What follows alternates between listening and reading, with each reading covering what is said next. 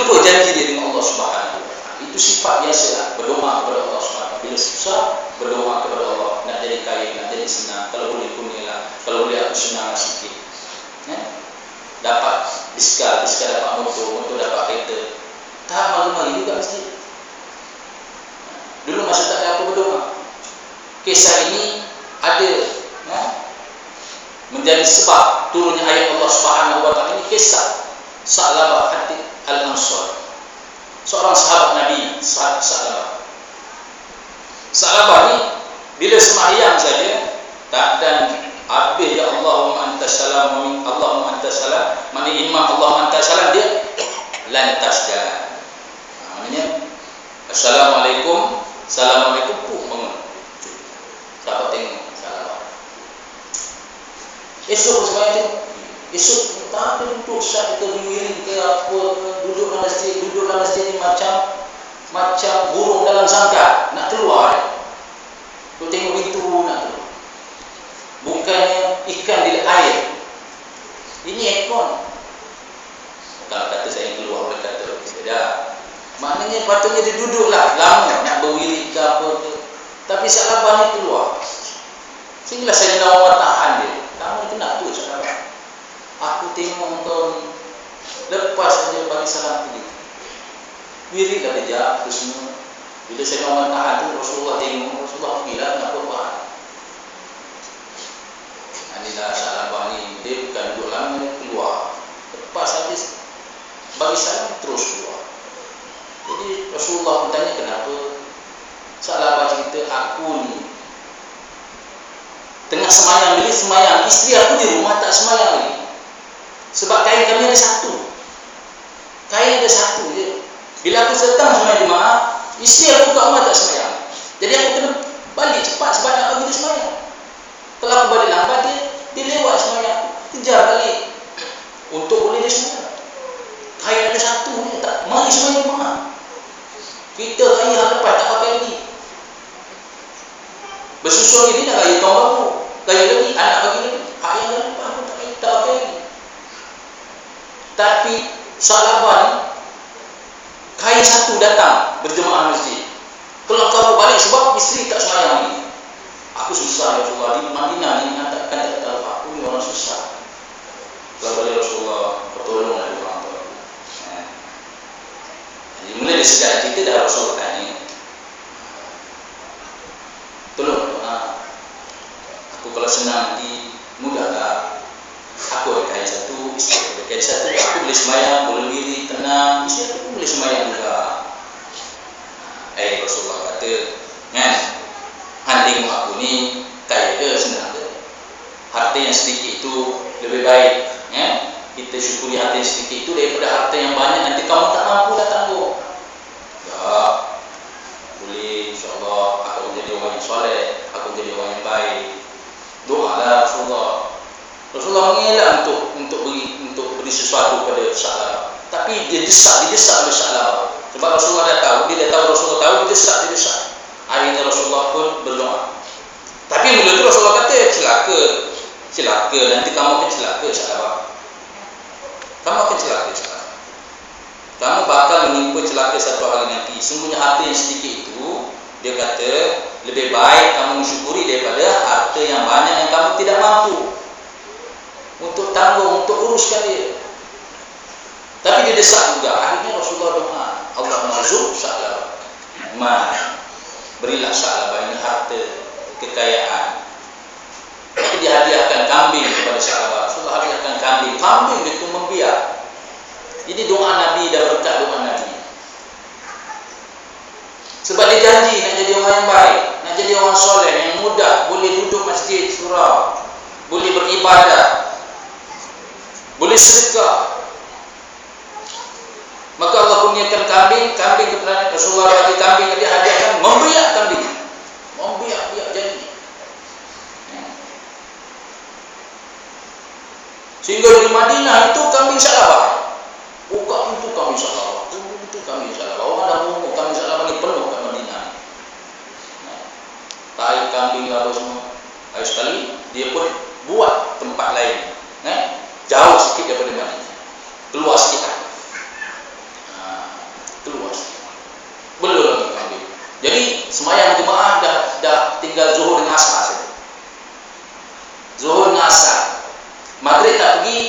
Tapi subuh tak pergi lah, sebab jauh. Jauh daripada kanan. Banyak lagi. Dalam cerita itu menceritakan wadin di wadin, daripada satu lembah ke satu lembah itu kebun Sa'labah. Ini kebun lah, kambing Sa'labah. Semua kambing dia memang dia jadi kaya. Sibuklah, Jumaat dia datang. Habis dia handphone dah tipu. Bunyi sini, kambing dekat tanah. Bunyi sini, kambing nak kena hantar sungai. Bunyi sini, kambing nak kena hantar pingin. Musim kekal, musim kurban. Datang Jumaat je. Banyak lagi, buka lagi bisnes besar. Sa'labah mari pun sekali-sekali. Rasulullah bila bagi salam semayang tengok belakang, mana Sa'labah? Kambing, Rasulullah, kambing. Kambing, Rasulullah, dengan kambing-kambing.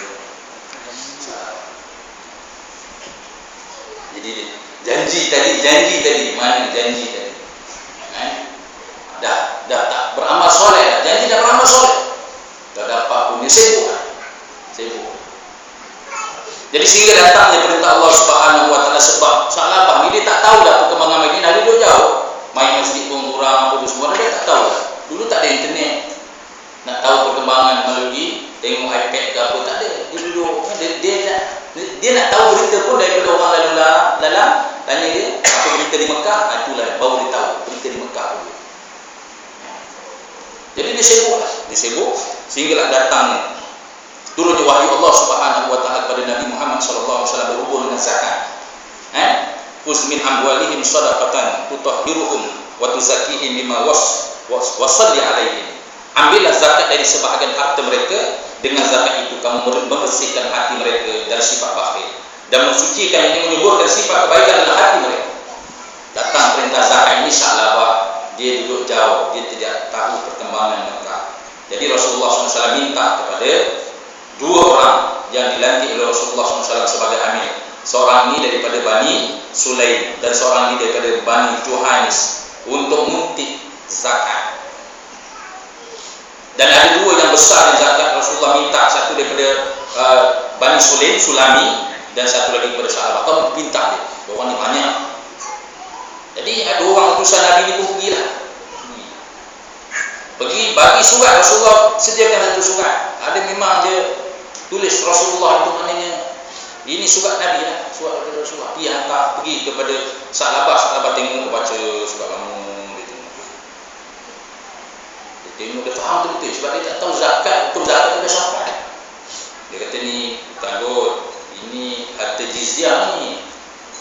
Dah zakat dah tak faham ni, harta jizyah aku tak kena.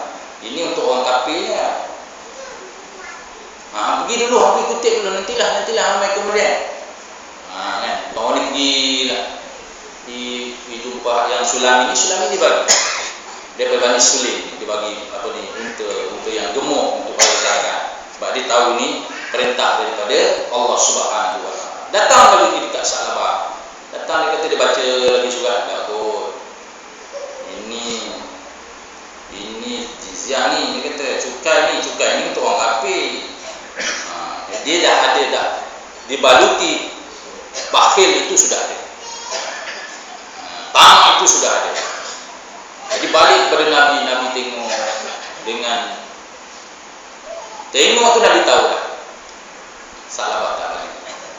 Wahai Sa'labah, celakalah Sa'labah. Kamu bagi tahu dekat Sa'labah, Muhammad minta, bagi jawatan Nabi tu minta. Pergi lagi, payahlah nak jumpa Sa'labah. Dah kaya. Pintu pagar besar, pakai elektrik, pintu pagar depan anjing garang. Awas anjing garang. Zaman sekarang lah, nak masuk payah ting dulu dalam. Kalau kat rumah tereng tak apa, gegar pintu tu orang dengar. Ini dulu dalam. Ting cakap pun mikrofon je. Cakap pun pembantu rumah, ya siapa mau cari siapa? Ya, ada tak itu Sa'labah? Oh, Sa'labah sibuk, enggak mau jumpa orang. Itulah payah jumpa Sa'labah. Jumpa dia pun kata begitu. Ini bukan. Balik saja perintah Allah Subhanahu wa taala bagi tahu. Janganlah minta kepada Sa'labah. Nabi tak mau minta, terima zakat Sa'labah. Jadi adalah saudara Sa'labah ini bagi tahu, ada tak orang datang jumpa engkau minta zakat? Ada adalah dia kata itu jizyah. Tak, itu zakat. Turun ayat pada Nabi minta zakat. Nabi suruh minta. Sekarang ni dah turun ayat perintah jangan terima zakat. Ya ke? Dia pun terkejut. Allah habis kami dia semua yang ni bawa nak jumpa Nabi, nak serah pada Nabi, tak penting. Nabi tak penting. Oh, meraunglah salah. Nabi tak penting. Ambil pasir tuang kepala dia. Orang Arab dia ambil pasir tuang kepala itu satu penghinaan lah untuk dia. Zaman saya bakar tu tak terima. Habis dijual-jual habis kita terima. Zaman Sayyidina Osman pun tak terima. Sebab janji. Ini antara sikap dan sirah Nabi Muhammad SAW. Ada orang yang berjanji, tetapi apabila Allah Subhanahu Wa Taala kurniakan kepada mereka ini, walamma ataahu min fadli, bila Allah bagikan kurnianya, dia jadi kaya, apa yang dia nak tu dapat, bakhilu bihi, dia bakhil. Bakhil, dia jadi bakhil. Dan bakhil ini sifat apa? Sifat orang munafik. Wa yakbiduna aydiyahum. Yang tadi fa amma man a'ta wattaqa wasaddaqa bil husna fasanuyassiruhu lil yusra. Wa amma man bakhila, siapa bakhil?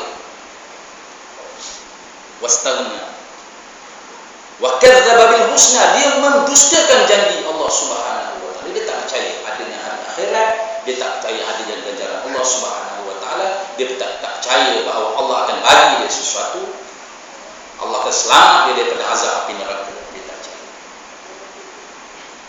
Jadi orang ini payah, dia tengok orang miskin pun dia tak terasa apa, dia tengok orang fakir pun dia tak terasa apa. Sedangkan itulah dia ajaran di dalam Islam. Bila Nabi SAW ceritakan Islam ini kepada orang-orang kafir, musyrikin, orang musyrikin kata, kami juga agama yang benar. Allah jawab, kalla bal la tukrimuna al-yatim wa la ta'aduna ala ta'amil miskin. Tidak, bahkan kamu tidak memuliakan anak yatim, dan kamu tidak bahu-membahu, tolong-menolong sesama, membantu orang-orang miskin, bagi makan orang miskin. Itu ajaran Islam. Maknanya siapa nak bantu kita, kitalah yang keluarkan wang infak. Ada sebab itu dalam zakat kita ada untuk orang fakir, orang miskin. Dalam akhirat nanti orang-orang yang masuk syurga itu awal akan masuk syurga. Dan bila dia masuk syurga, dia boleh ram tengok orang ahli neraka. Dia keluar jalan-jalan tengok ahli neraka. Dia tengok, dia pergi neraka Saqar ni, masalahkum fi Saqar, kenapa masuk neraka? Tanya, allazi lam nakum minal musallin, kami daripada kalangan orang yang tidak sembahyang. Walam nakum nutimu miskin, dan kami daripada kalangan orang yang tidak memberi makan kepada orang miskin. Masuk neraka. Sebab itu bila ada infak, ada apa, semua keluar untuk membersihkan diri kita ini dari sifat bakhil dan sifat yakin dengan Allah Subhanahu wa taala, sifat yakin adanya hari kiamat, ada hari akhirat. Insya-Allah. Mudah-mudahan kita diberikan ganjaran pahala berlipat kali ganda sempurna dalam bulan Ramadan al-Mubarak. Jadi tuan-tuan, saya pun nak minta juga kepada tuan-tuan. Saya ada pribadi orang miskin dan anak yatim yang memang tiap-tiap raya saya bagi kat dia orang. Tiap-tiap raya baju raya apa semua kan. Antara tadi itu saudara mara saya yang anak yatim. Dia tahu kita ni, jadi tiap tahun dia adalah masanya kita bagi kat dia. Jadi dan lebih juga, selebih itu juga adalah untuk kita gunakan di peringkat jemaah PAS kawasan Taipei. Jadi saya mohon kepada tuan-tuan, ada infak lebih untuk diberikan kepada mereka ini, infak di samping tabung yang masjid sediakan untuk kita beramal dalam bulan Ramadan ini. Kalau tahun depan kita tak jumpa Ramadan, tahun ini kita dah beramal untuk persediaan kita di hari kiamat. Billahi taufiq wal hidayah. Assalamualaikum warahmatullahi wabarakatuh. Takbir.